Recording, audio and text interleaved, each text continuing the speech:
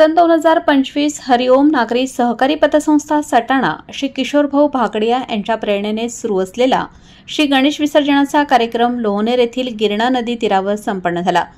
किशोरभाऊ बांगडे यांच्या प्रेरणेने दरवर्षी सालाबादप्रमाणे लोहनेर येथे गिरणा नदी किनाऱ्यावर श्री विसर्जनासाठी जय्यत तयारी करण्यात आली।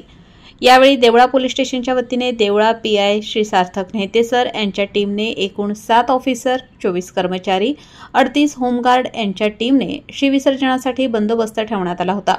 श्री विसर्जनाच्या वेळीच कुठलाही अनुचित प्रकार घडू नये यासाठी चोख असे नियंत्रण पीआय सार्थक नेते सरांनी ठेवले।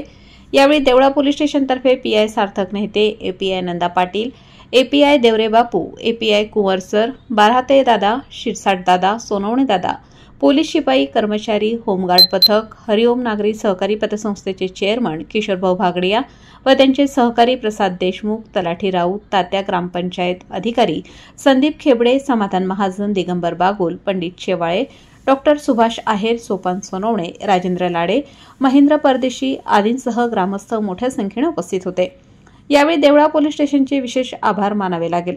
त्यांनी चोख असा पोलीस बंदोबस्त देवळा पोलीस स्टेशनचे पीआय सार्थक नेते व त्यांच्या टीमने अथक परिश्रम घेतले।